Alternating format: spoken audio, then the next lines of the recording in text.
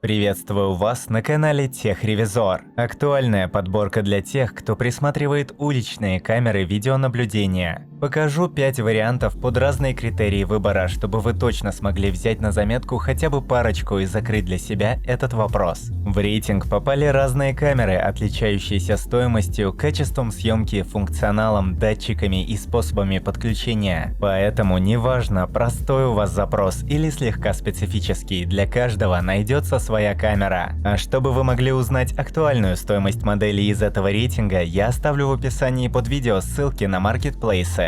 Прежде чем продолжить, подпишитесь на канал и нажмите колокольчик, чтобы не пропустить выход новых обзоров. Ну а теперь приступим. Начнем с самой бюджетной видеокамеры HiWatch IPC B020. Стоит она в районе 3000 рублей, как раз то, что нужно при минимальном бюджете. Само собой, какими-то интересными характеристиками ее не оснастили, но вся необходимая база тут есть. Начнем непосредственно с качества съемки. За него отвечает 2-мегапиксельный сенсор. Он ведет съемку в Full HD разрешении с углом обзора в 115 градусов. В принципе, самые базовые характеристики, достаточные для съемки происходящего на улице в целом, без особой детализации, резкости и точности. Есть разные технологии, которые стараются улучшить картинку, например, трехмерное устранение шумов или расширенный динамический диапазон. На самом деле у них неплохо получается вытаскивать картинку из совсем печального зрелища. Как для 2-мегапиксельных камер, изображение выходит разборчивым, без мыла, с минимальными потерями качества. Дневная съемка вполне разборчиво передает номерные знаки машин на небольшом расстоянии. Лица прохожих людей тоже можно более-менее разобрать. Но вот ночью, без освещения, камера максимум передает общие блики, то есть фоторобот по изображению камеры уж точно не составишь. Но общие приметы без проблем. Функционал камеры особо не блистает, есть разве что датчик движения, и то не слишком точный, может среагировать на какую-нибудь листву или пролетающий пакет.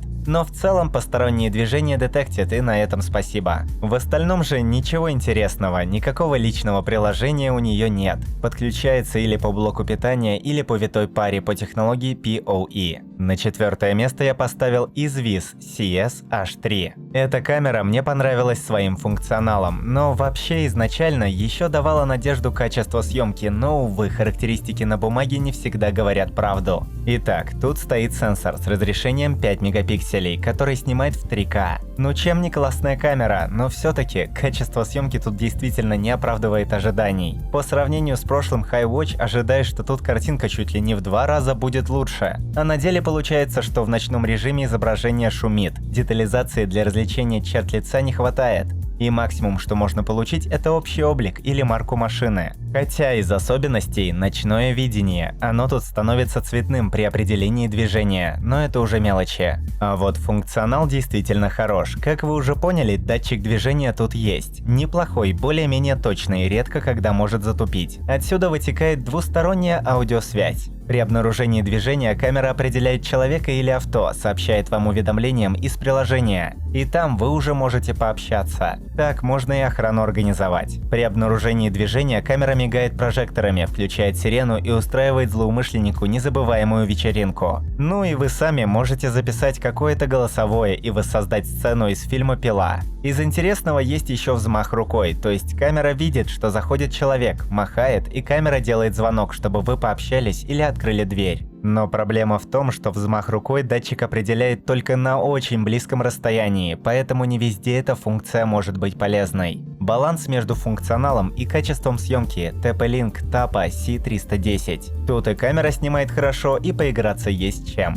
Хотя на первый взгляд по характеристикам так и не скажешь, что камера действительно хорошо снимает. Разрешение сенсора 3 мегапикселя, всего лишь немногим больше, чем у прошлого HiWatch. Разрешение съемки 2304 на 1296 пикселей с углом обзора в 130 градусов. Вот это уже поинтереснее. И хоть прошлый Izvis вообще в 3К вчера снимал, этот TP-Link ничем не хуже в детализации. В ночное время даже немного лучше. Вообще заявлено, что ночью камера видит вплоть до 30 метров. Так оно и есть, но вот видит ли она номера, лица людей и другие детали? С 30 метров нет, но на близком расстоянии хотя бы метров с 5 очень даже ничего. И все-таки в этой камере тоже есть умные алгоритмы, которые работают над устранением шумов и стараются сделать картинку как можно детализированнее и днем, и ночью. А с таким углом обзора так вообще никакая территория не останется неохваченной. Самый высокий показатель в рейтинге, между прочим. Также эти умные алгоритмы умеют работать с этой территорией.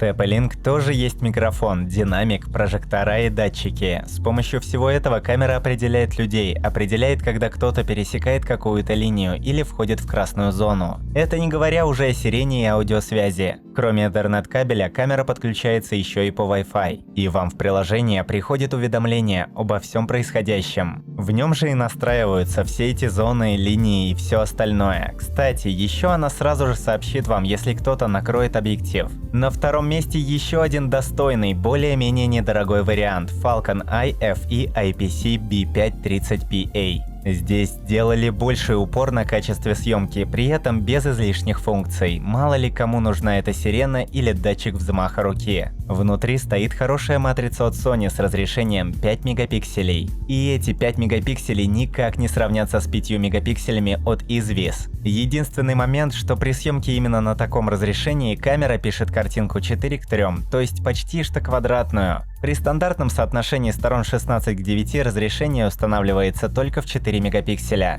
Не знаю, кому критична запись 4:3, кому нет, но если есть вариант записывать в лучшем качестве, то почему бы им не воспользоваться? Сами записи снимаются в разрешении 2592 на 1944 пикселей с углом обзора в 100 градусов. Хорошая работа WDR, шумоподавления и антитумана в итоге дают вполне хорошее детализированное изображение, на котором можно рассмотреть лицо, номер и днем, и ночью. Конечно, тоже не при отдалении на 30 метров, но тем не менее. Пройдемся по функционалу. В камере нет динамика, только микрофон, поэтому сирена не воет, удаленно пообщаться не получится. Но при этом остаются все те же датчики, которые определяют людей, пересечение линии, вторжение в зону и саботаж камеры. И хоть Wi-Fi в камере не поддерживается, настраивается все так же в приложении. Поэтому обойдемся без особых заморочек. При подключении по проводу, кстати, тоже проблем не будет. Поддерживается универсальный стандарт OnVIF для коннекта с любыми системами и витая пара PoE. Поэтому устанавливайте себе во двор, подключайте все остальное оборудование и пользуйтесь. Ну и на первое место я поставил Hikvision CallOView DS2CD2047G2LU. Самая дорогая камера в рейтинге, около профессионального уровня. Подобные камеры ставят не только себе во двор для охраны, но и в разные учреждения от аптеки до метро. Поэтому по сравнению с прошлыми бюджетными и среднебюджетными моделями тут точно есть за что заплатить. Качество съемки тут на высшем уровне.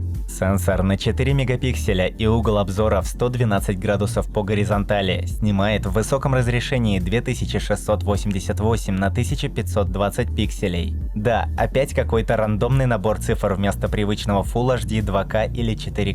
Но не суть. Весь сок кроется в технологии CallOView. Она создана для того, чтобы получать самую качественную картинку при минимальном освещении. Далекий фонарь в другом конце улицы, отблеск света в небе этого камере достаточно, чтобы выдавать детализированную цветную съемку во всех подробностях. Это не говоря о дневном освещении. Не зря ведь такую камеру вешают на государственные объекты. Единственный нюанс — не поддерживается стандарт OnVIF, с помощью которого связывается оборудование разных производителей. Но это не самая большая проблема, если эта камера будет у вас единственной. Ну или на крайняк все равно можно подключить и остальные датчики или какие у вас там приблуды еще есть. Просто придется немного разобраться в вопросе. А для базовой настройки есть приложение. Там, как всегда, выставляются настройки камеры, всякие вот эти зоны, линии, запрещенные к пересечению. Динамика только разве что нет, опять без сирены получается. Но сами датчики тут реально очень четкие, для их работы выделен отдельный процессор и настроен алгоритм, с помощью которого система не ведется на летающих мимо птиц, паутину, солнечные блики, капли дождя и реагирует только на человека или машину. Поэтому в случае с Hikvision мы платим за максимальное качество съемки с минимальным освещением, точную работу датчиков и весь необходимый функционал. На этом мой рейтинг подошел к концу. Стоимость всех моделей рейтинга можно посмотреть по ссылкам, оставленным в описании и закрепленном комментарии. Подписывайтесь на канал, ставьте большие пальцы вверх, а также не забывайте включить уведомления, чтобы первыми узнавать о новых рейтингах и обзорах техники. А с вами была команда канала Техревизор.